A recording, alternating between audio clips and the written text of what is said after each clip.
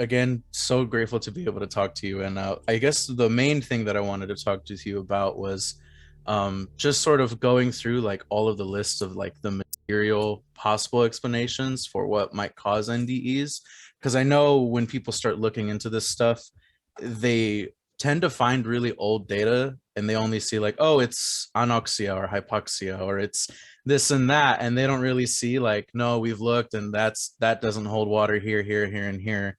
So like, what have been all of those? What has the data shown? And then what is the current like standoff between like the materialist explanations and like another explanation like at the present time, in which I don't know if that's still the DMT explanation or just, you know, God of the gaps materialism or what. So I was just wondering if you knew that just off the top of your head or anything like that. Okay. Well, first of all, I think a really good source for anybody who wants to address the various materialist explanations that have been offered for NDEs is Bruce Grayson's book, After. He is a psychiatrist who has been studying NDEs for decades, Mhm. and is objectively speaking, the leading researcher of near-death experiences. And in his book After, which is I think a 2020 or 2021 publication, um, he goes through each of the explanations and explains why they don't hold water. So I can give a few examples. And one is lack of oxygen. And there have been studies where people have been, their oxygen level has been monitored while they're in cardiac arrest. And then, and afterwards they're asked if, you know, what they remember from the experience. And some had NDEs, you know, most did not have anything, and a few had NDEs. And when they compare the data of their oxygen levels, they find no difference. So, if oxygen deprivation were a factor, you'd expect there to be lower oxygen levels among the near-death experiencers, and that's not the case.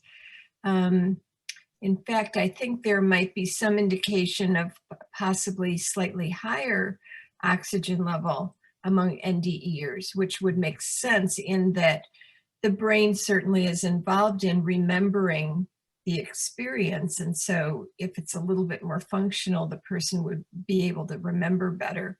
But overall, it's little to no difference. And what little difference there is in the opposite direction of what you'd expect.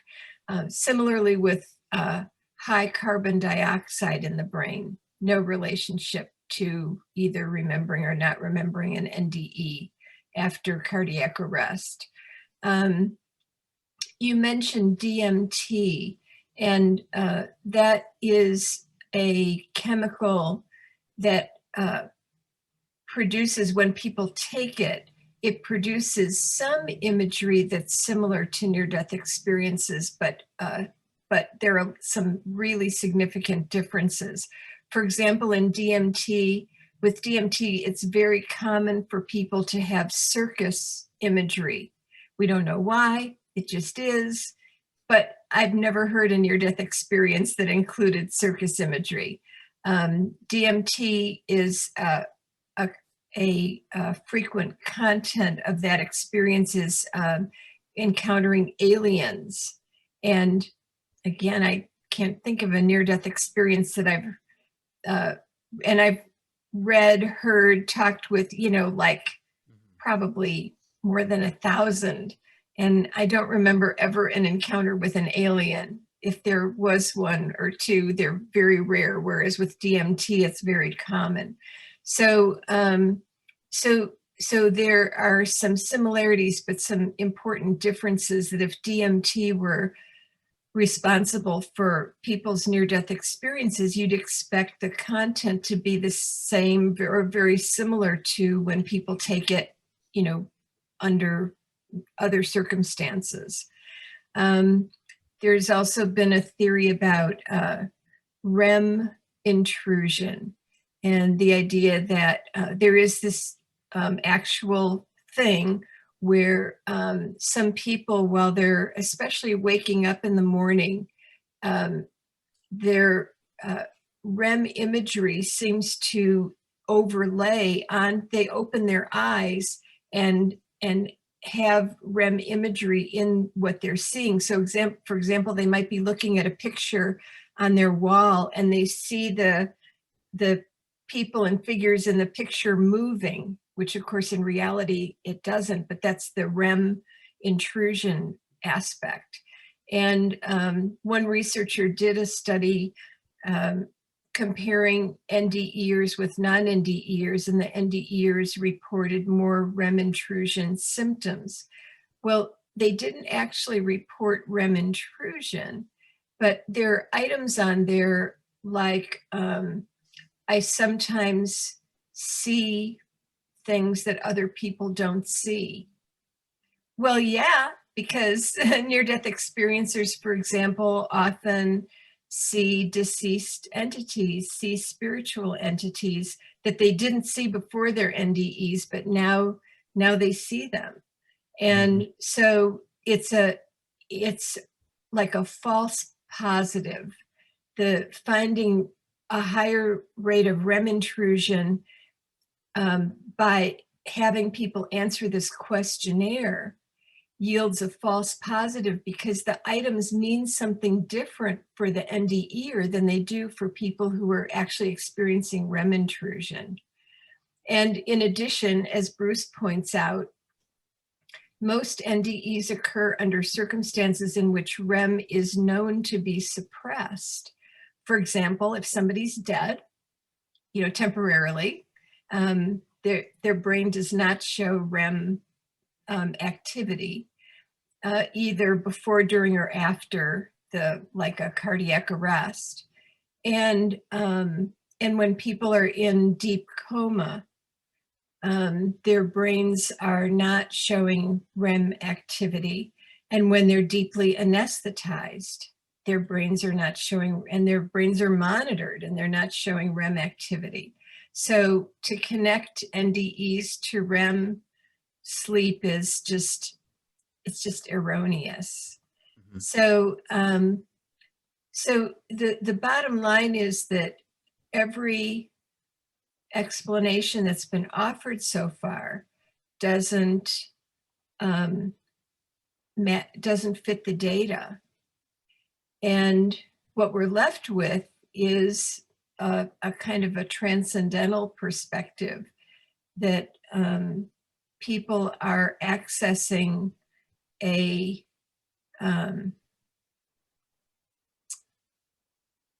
state of consciousness, an experience that is just not of the material world. And there are cases where one of the big questions that comes up is, well, could people be having these NDEs while they're like losing consciousness or regaining consciousness rather than during? But there are cases in a book called The Self Does Not Die, where what the person perceived is known to have occurred while they were clinically dead. And so it wasn't something that they, experienced when they were coming out or going into the unconscious condition.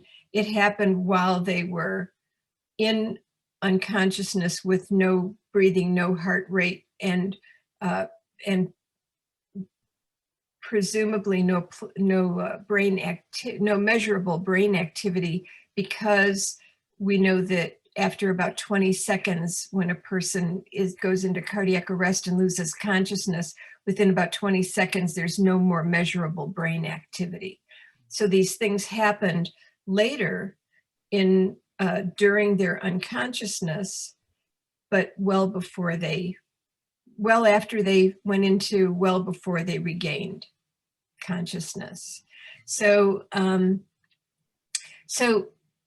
we're left with that maybe what NDErs say they're experiencing is they're really experiencing. Yeah. I really always was interested in that. When I first started looking into this stuff, I was like, oh God, like the Rem intrusion, that sounds like it would be it. And then another one that I remember reading about some time ago was that like the reason why people see themselves like from an upward perspective, like looking down on their body from wherever it is they are, is it's like what is the word? It's them disassociating, like a defense mechanism in the brain. Um, Mhm. and is there any data or study that's been done on that type of phenomenon or that claim? Yeah. Well, the thing that defies all of these explanations is a phenomenon called veridical perception. And that's where what the person perceived from their perceived location outside their physical body turns out to be accurate. And when what they perceived was unanticipated or actually contradicted their expectations, and yet was verified by a credible third party, usually physician who Mhm. was attending the person during their medical crisis. Um, it's hard to explain how these things could be functioning, could be a product of the brain. Mhm. And so, what was the, oh yeah, that people are dissociating. So there are cases, again, I strongly recommend anybody interested in this topic to read the book, The Self Does Not Die. Have you I read that? have. I Yeah, have you've it. read I it. own Great, it. Yeah. great. Yeah. I think my favorite case in that one is I forget the man's name, but I think he lived in Russia or something like that. And Mm-hmm. he was dead and in the morgue for like 3 days. And he came back and he told his wife, like, oh yeah, I remember you were thinking about all the men, like you were thinking about who you would marry after you settled me and got done grieving and everything. Like you went through and you listed all the pros and cons. And she like freaked out and wouldn't talk to him. I remember reading that one and I was like, Yeah. Yeah. Amazing. what?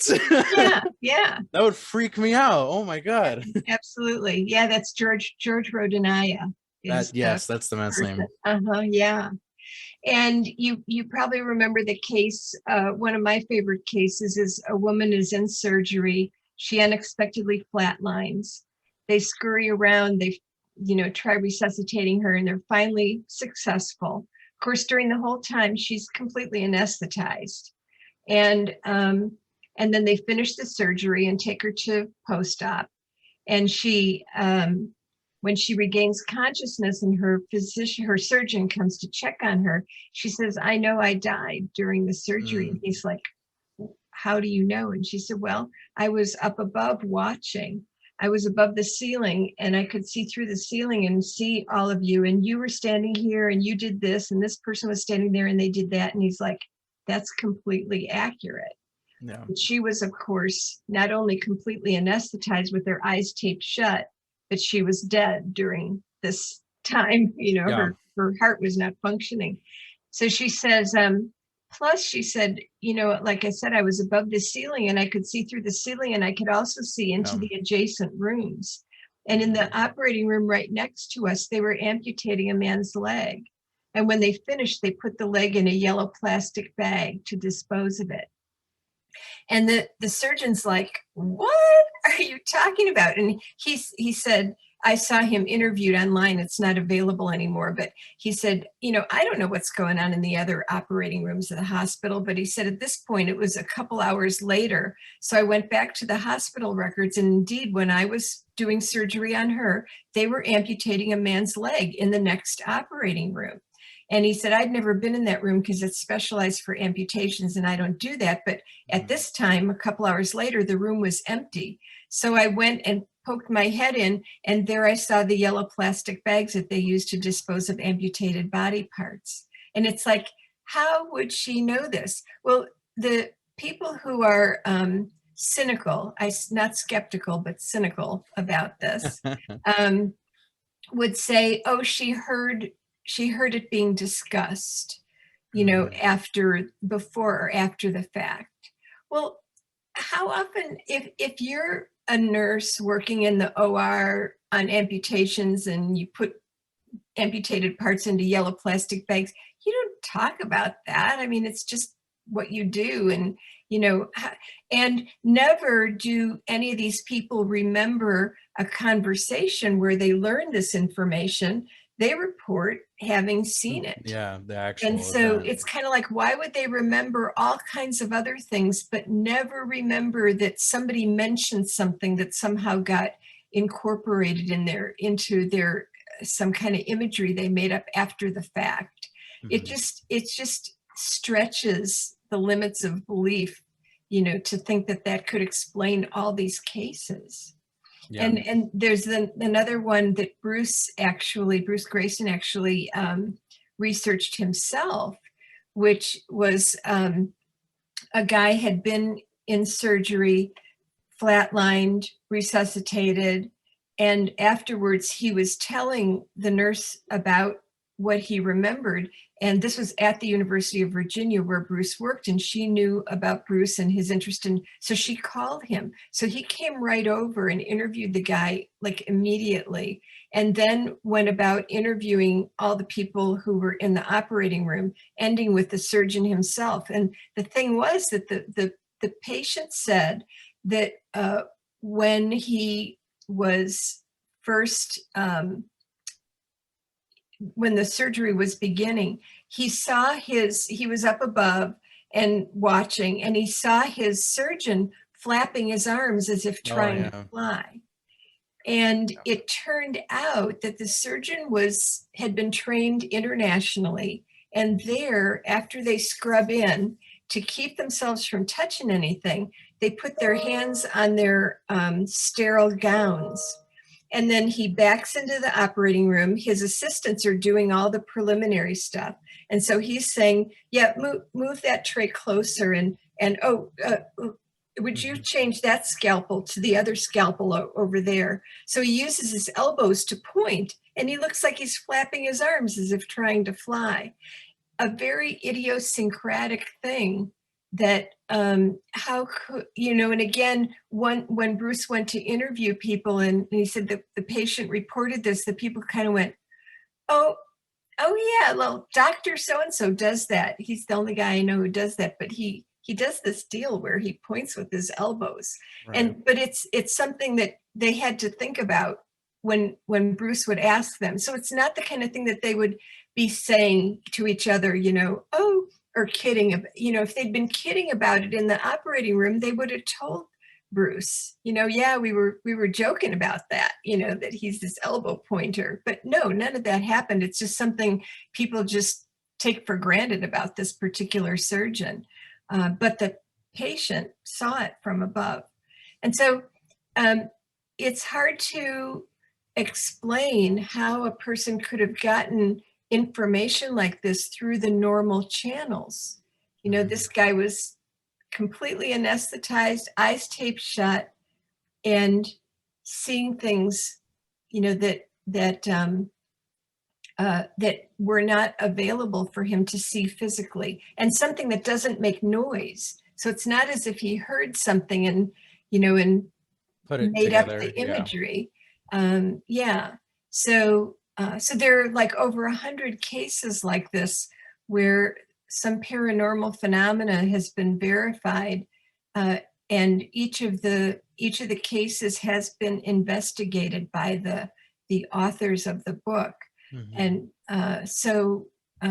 when you read one after another of these, it's just like you can't attribute this to brain function, to normal abilities to perceive or even to deduce, from information known. There are other kinds of cases involving what I call the transmaterial domain. So far, we've been talking about the material domain of seeing the material world, but there's another aspect of NDEs, which is the transmaterial domain, where NDEers report that they uh, perceived and interacted with environments and beings not of the material world.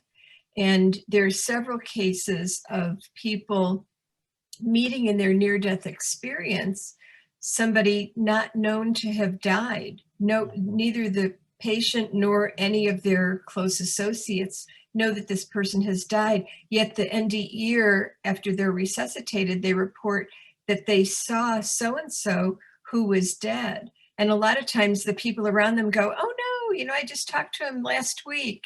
And then they do a little investigation and find that, in fact, a couple hours before the client had the near-death experience, that person died in some, remote city. Mhm. And so there was no time for anybody to learn about this through normal means, but the NDE had the accurate information. So, it's when you read one case after another, it's just hard to figure out how the brain and our perceptual and inductive and deductive reasoning processes could account for the things that people have experienced. Yeah, one of the big criticisms that I've read, which I know you've commented on in a few of Darren's older videos, is, and it's on all of like the Wikipedia articles that just are very, very clearly not objective or fair, to anything relating to parapsychology and stuff Right. like this, anything like this. Yeah. And that's the issue of like, oh well, when people go to try and like either replicate or study this, um, you know, uh, the people that we call skeptics and that are bringing in from a materialist point of view, they don't find anything, and then somehow the people who are open to this stuff, or who are coming and saying, hey, this is happening, they're the ones who are always finding it. So why is that? And I know you've commented on that before in the past, of saying, like, this, it seems to be like, yeah, it seems like you might be so closed off to this stuff that it just doesn't show up for you somehow, or your take on what does show up doesn't allow for it. um Yeah. yeah. Well, first of all, there is a phenomenon, a known thing called the sheep goat effect. And it is in parapsychology research that believers actually do get um, different results than non-believers. The belief seems to influence what actually happens. It influences the actual data. So there is that phenomenon. But in this case, uh, first of all, it is true that we, and I include myself, because out of the 6 studies that have been conducted in hospitals trying to capture veridical perception with people like who survived cardiac arrest and that sort of thing, I've spearheaded 2 of the 6 studies. And in none of these 6 studies did we capture one in hospital. In a couple of the studies, there were more cases but they weren't actually captured in the controlled circumstances of the study. And usually the methodology for the study is to identify the places in hospitals where cardiac arrest is most likely to occur, like the ER, the operating rooms, and the cardiac unit, and the electrophysiology lab where they install pacemakers, because they have to stop the heart a couple times during that procedure, and place visual stimuli up above the level of people in the room and facing the ceiling. So there's a space between the visual stimulus and the ceiling, in the hope that most NDEs report, if they have their NDE while their body is in a room, they most often report that they're up at a ceiling corner looking, kind of up there, seeing the whole scope of the room. And so we tend to go to those corners and plant these visual stimuli and hope that somebody will come back and say, yeah, I saw, a purple square with the number 2 and a triangle in it, but we've never captured one under those controlled circumstances. But what I like to, one of the groups that I'm particularly interested in is physicians who've had near-death experiences, particularly physicians who were well entrenched in materialist, physicalist philosophy, and then had their NDE, and so they were skeptics, if not cynics. Skeptics are people who are open-minded and not committed one way or the other, because they're still looking at the research or at the data. Cynics are people who have a pre-existing perspective that they look Refuse for to let evidence. go. Yeah, they refuse to let go and continue to look for it and create evidence that supports their point of view. Yeah, And your explanation was a lot nicer than mine. yeah, well, one of the things we learned from NDEs is it's important to be kind. That's also true. There are several cases of people who just like, I still love the case of Eben Alexander, and his case has been, although it was maligned by Luke Dittrich in, what magazine was that, Darren? The Esquire. The Esquire, thank you, yeah. It was later countered by a study in which 3 physicians independently reviewed Eben's medical records and independently concluded that he was absolutely, completely comatose for something like 6 days. And this is one of those cases where during that time, certain things happened that he saw and later reported accurately that he wouldn't have been able to guess or deduce. And so he is, Eben is a neurosurgeon, Right. formerly on the Harvard faculty. He's written and published hundreds of peer-reviewed papers, and he's very obviously a brain surgeon. He's very knowledgeable about neurophysiology. And he says that before his NDE, if somebody had told him what he experienced, he would have kind of patronized them, like said, oh, that's nice. And do you need to speak to someone about that? I can refer you to a counselor if you need them.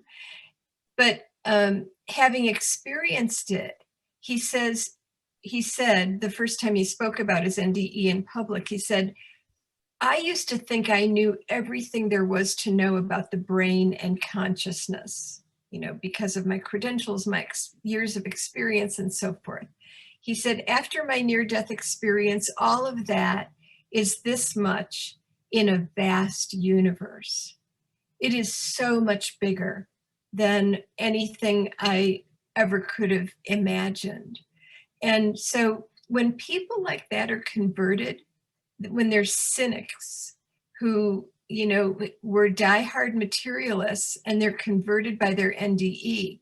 And conversely, I've read only one case of a physician who had a near-death experience. It was rather shallow, meaning not a lot of features and that sort of thing. And he still wasn't ready to make the leap, away from physicalism.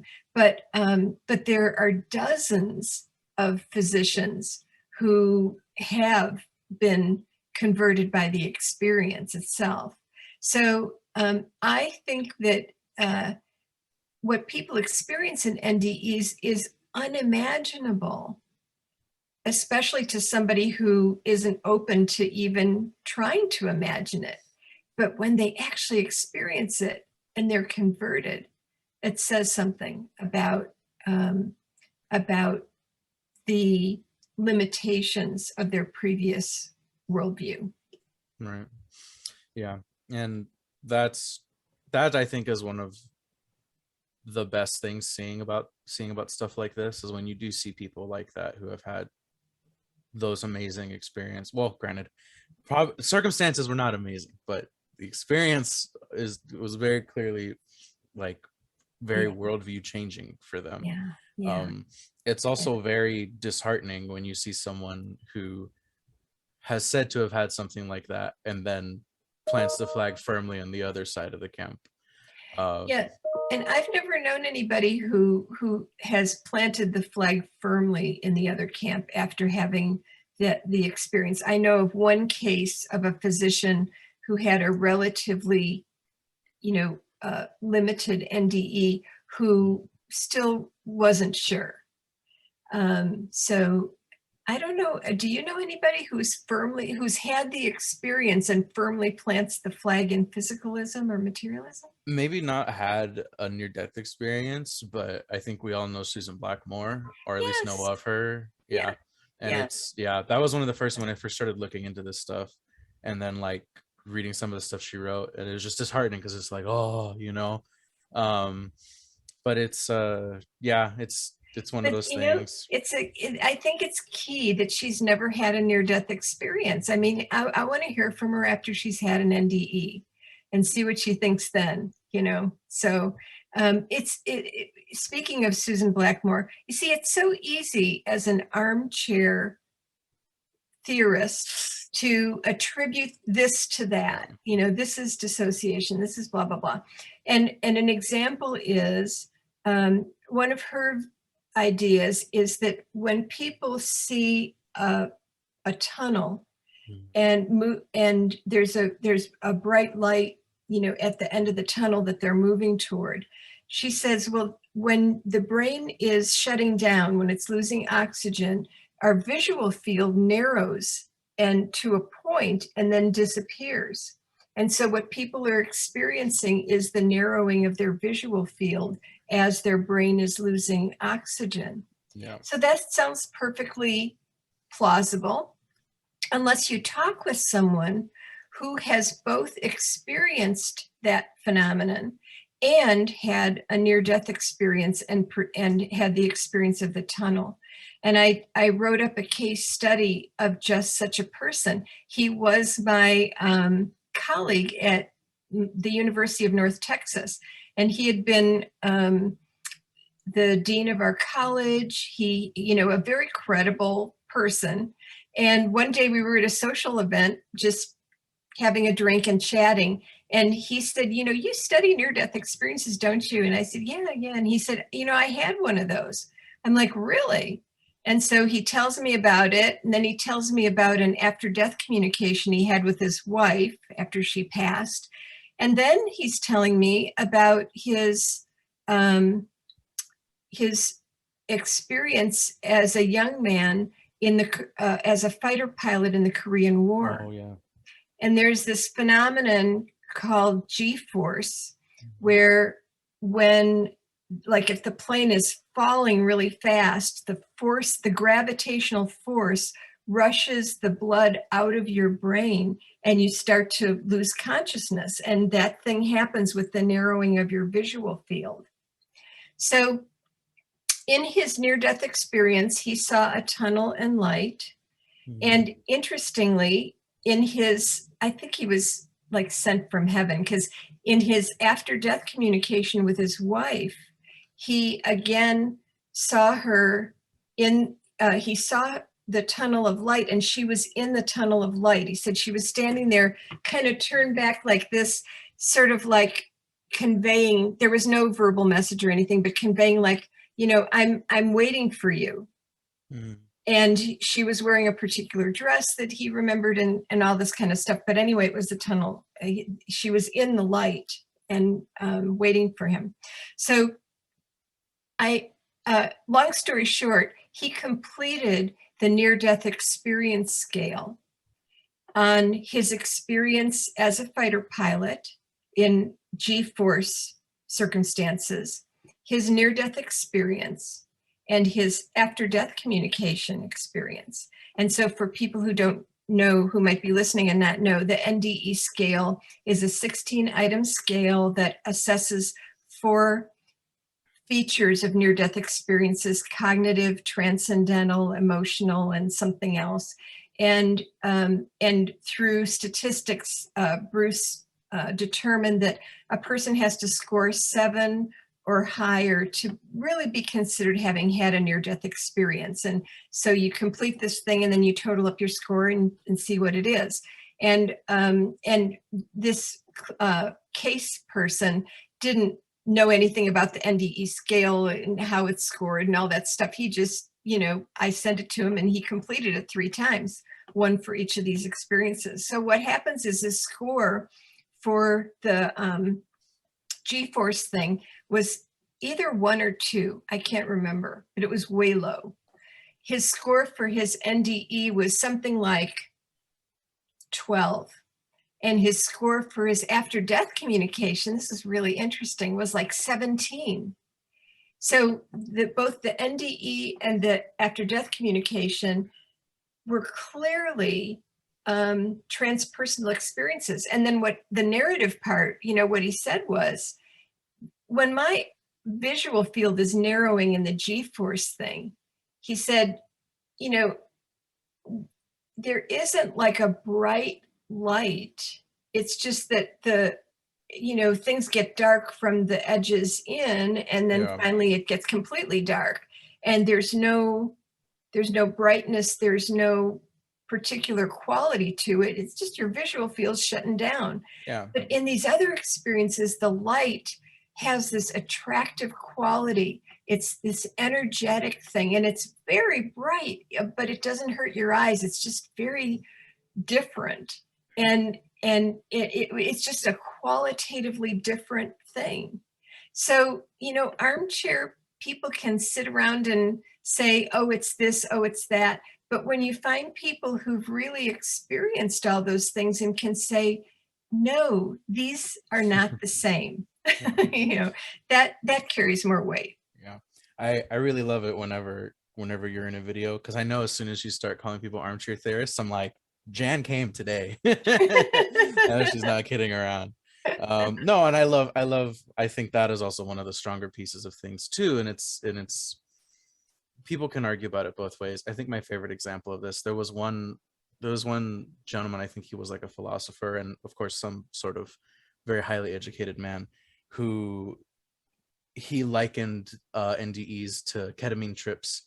And I forget his name, and it's terrible because I've actually had Bruce Grayson. I attended like an online panel, and I asked him to talk about that, and he mentioned the guy's name, and you'd think I would remember it, but I don't. Yeah, that's right. But that gentleman who was like, yeah, it sounds like ketamine trips. Like, I've had a bunch of ketamine trips, my own personal life, don't ask me about it. Sounds a lot like that. And then he had an NDE, and he came back and he was like, yeah, that's not it. No. But like, you never find anything about him saying that, because I've looked, I've looked, and I know that he has said that, but it's like you never see anybody bringing him up to say that, this person who had both. He's, when people are talking about NDEs, and it's like, oh yeah, like, it clearly sounds like ketamine, look at all the stuff that so and so has written, and but nobody seems to know, like, that this dude had one himself, and he came back and he was like, I don't know what that was, but those aren't the same. Like, I don't know what's going on, I don't think I do, but I was wrong. Or at least I was conflating them. If you think of who that was, let me know, because it sounds like we need to write up a case article about him. Again, it's somebody who isn't just speculating, but has really been there with both experiences and is in a position to really judge. Yeah, absolutely. And then I just, when you hear people that don't research this stuff at all, and then they give their 2 cents about it, I think one of the people that Darren really loves is Neil deGrasse Tyson. When he talks about near-death experiences, I remember seeing a clip like that where he's like, it's because you're looking up at the light of the surgery room, and of course, like, you're going to see a light because there's lights in the operating room. And it's like, okay, but that's not what we're saying. Like, so yeah, it's just that thing of, as we say in Texas, bless his heart. Oh Lord, bless his heart. Um, yes, absolutely. Him and Bill Nye's Heart as well. I remember reading an article about him, and it just sounded like it just sounded so sad the way he spoke about it, you know. My heart goes out to him too, because his reasoning, I'm like, yeah, if you are of the opinion that like all you are like is a body, then yeah, like that I understand that completely. Like seeing the people you love like age and in unfortunate cases deteriorate, yeah, that would make you think that that's all it is. And that's really sad. That makes me really sad. Mhm. um and I can understand that perspective. Yeah. But And yeah. and I think you're touching on something really important, Andrew, for me, which is that I, at one level, I really don't care if people believe it or not. At another level, I think they're missing out on so much. Mhm. There's so much more meaning and um, richness and and purpose that comes out of acceptance of near-death experiences as being valid experiences, and kindness. As I know in a substantial minority of NDEs, people have a life review, and they review and re-experience typically every moment of their life and experience being on the other people with whom they interacted. So NDEers would say, someday I will relive this experience and I will know what it is to be you and Darren, and you will know what it is to be me. And that's all fine, except for when I was mean to somebody. And Yeah. then I actually experience what they experienced on the receiving end of my actions. And it is, for many people, devastating to know the pain that they have engendered in other people. And so then after their NDE, that's one of the most influential things on their in their after effects, is that they now think in every moment of interaction with other people, how will this play in my near-death experience? And it influences the choices people make. It's influenced the choices I've made. Yeah. And just when I want to lash out at somebody, I stop myself And you and say think, bless his heart. yeah, say bless their heart, or something. Find some way, Yeah. try to empathize with them. There are a lot of strategies to use, Yeah, um, absolutely. and uh, and yeah, and so for people who are still arguing about, is this, our NDEs, legitimate? They're missing out on what NDEs really can offer us to make the world a better place. So that's the part that I feel the saddest about. Yeah, Yeah. absolutely. Because at the end of all debate or arguing or whatever, it's like you do have to look at it at the very end and say, well, we might not know what's going on, but we know something is. and Yeah. And and that, it makes us, it should make us think. and that there are some consistent messages that come back Yeah. with NDEers about how we are all, even though at this level of reality we feel separate, that we actually are all connected, and that what we do is stored in some kind of um, storehouse, Mhm. of events, and it's not forgotten. What we do is not forgotten, and so yeah, so it has a lot of implications for life, and I mean, that's, I've just been talking about individual interactions, but what if the lessons of near-death experiences were applied to on a really macro scale, Yeah. to political and economic um, undertakings? The world would just be a very different and much better place for more people.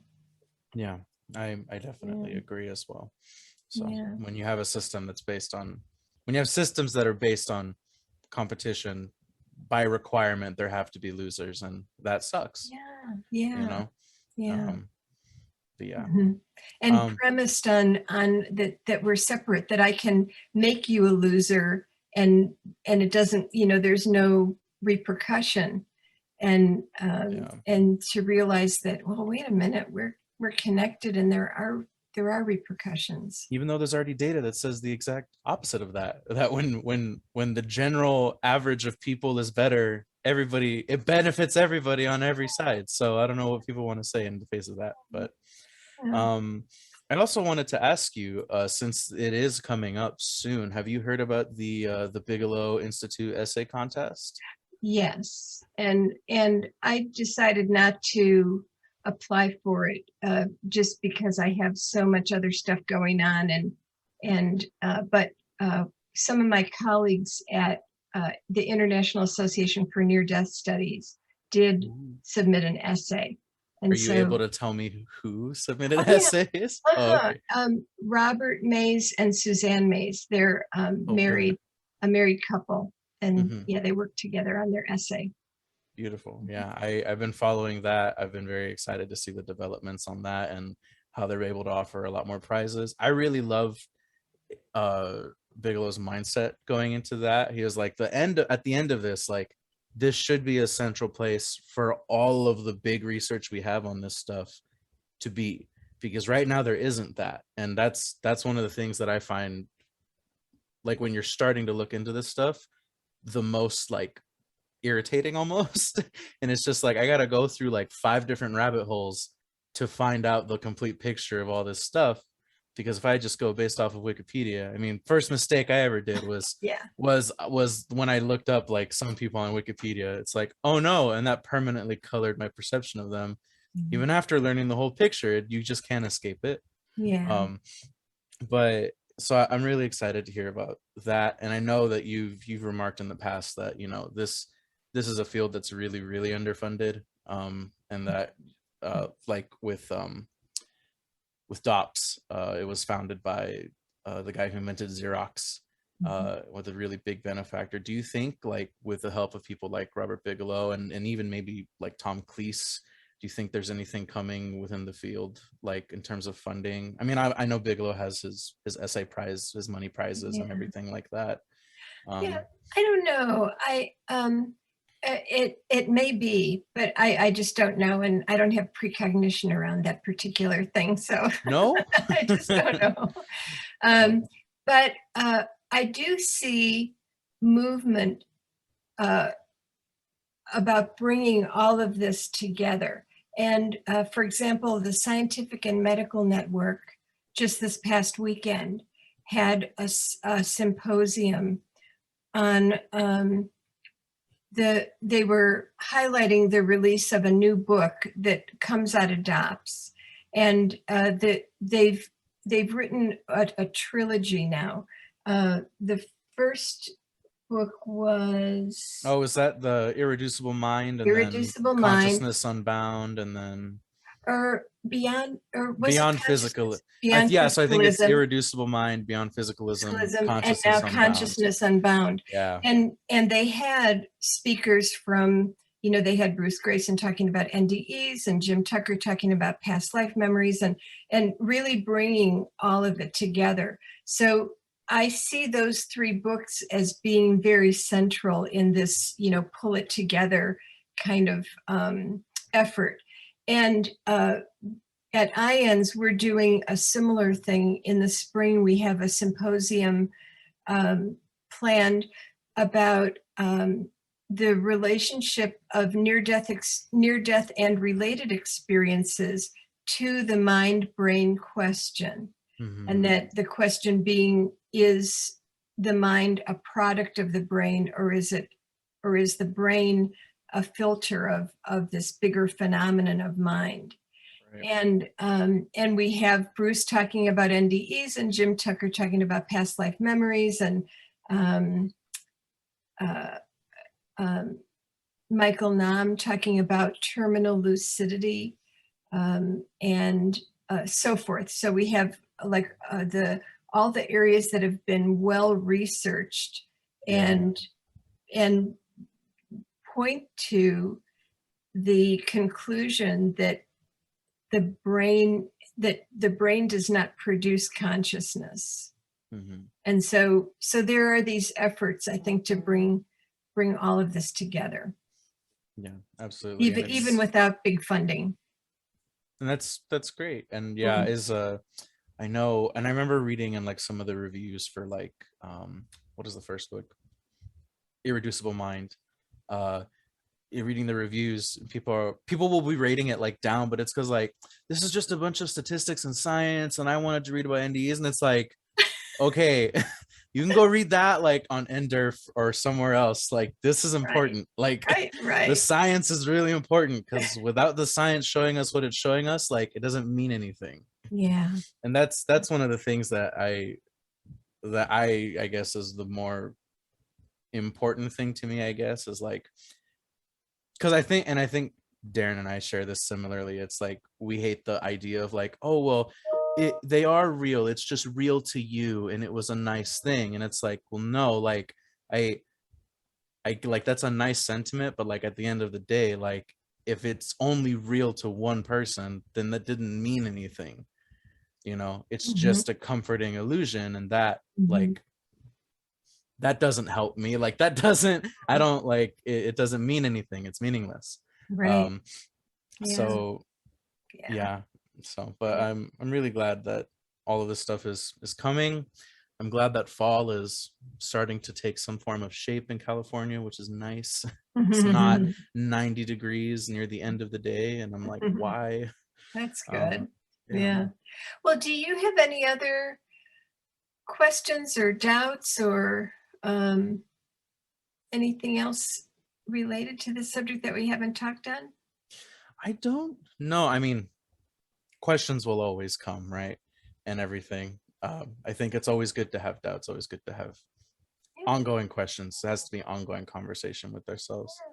Absolutely. I definitely love The Self Does Not Die, the book. Oh, I wanted to tell you that you were talking about all the stuff with ions and everything. I actually bought and attended the little fireside chat that you guys held for Bruce Grayson to celebrate the launch of his book. That was the first time like I ever saw like you and any of the other like big names in this, like Dr. Pimbam Lomel and Dr. Mary Neal and Dr. Alexander, like all talking to him, and that was really great. You know, I got to be a fly on the wall, or at least a fly on the Zoom call. God, I hate I hate quarantine so much. And I think, you know, you're bringing up a good point that it's great to read all the work of these people, and it does provide a little extra something to hear them speak in person and interact with each other, which is why what Darren's doing is so good, because it brings people together to interact. And it's, you know, it's one thing to, even just for example, it's one thing to read Mary Neal's account of her near-death experience. It's another step up to hear her talk about it.